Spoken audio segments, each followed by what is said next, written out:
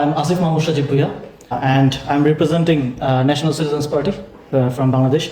I'm the spokesperson of the party. Before joining the party, I served as a minister of the transitional government led by Dr. Mahmud, and I was in charge of local government division at the time.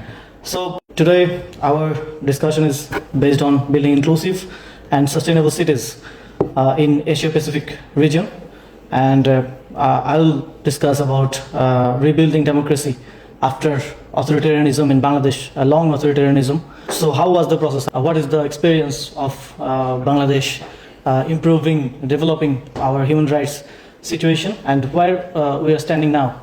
It's important to know and discuss. So before speaking about my country, I would like to pay my deepest respect to the spirit of the May 18 Gwangju uprising, a movement that laid the foundation of democracy in South Korea.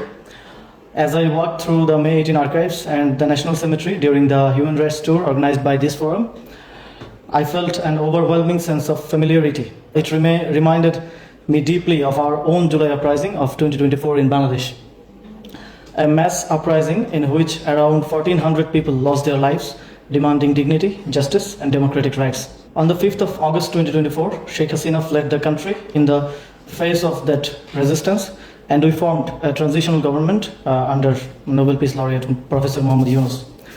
Although the uprising began around a quota issue in government employment, it quickly became a collective demand for rebuilding the state itself.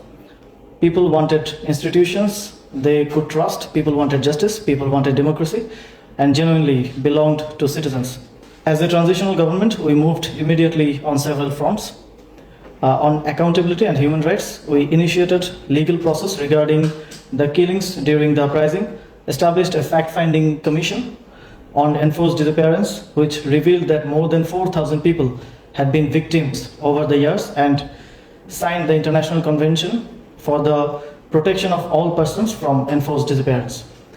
We also allowed the Office of UN High Commissioner for Human Rights to establish a mission in Bangladesh after years of restriction. On urban governance and city services, we introduced one-stop service centers where citizens could access multiple local government services from a single point, reducing bureaucratic barriers and improving accessibility for ordinary people. On youth and civic participation, many students who had led the uprising became directly involved in urban initiatives. For example, students were engaged in traffic management efforts in Dhaka, contributing to public discipline and awareness while also gaining part-time employment opportunities. We also emphasized gather youth participation in urban governance and policy discussions.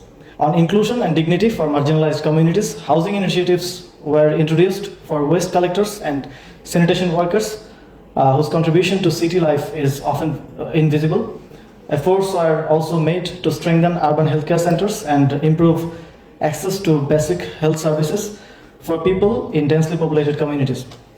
On environmental sustainability, the government imposed restrictions on polythene bags and banned single-use plastics in government offices as part of broader efforts towards more sustainable urban practices. At the institutional level, we formed a local government reform commission which prepared detailed recommendations aimed at strengthening accountability, decentralization, and citizen participation in local governance. We understand that revolutions do not deliver all their promises overnight.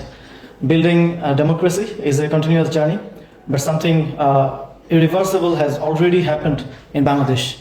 An entire generation has become politically awakened, and we formed a political party led by the young people and a policy-driven political party in Bangladesh.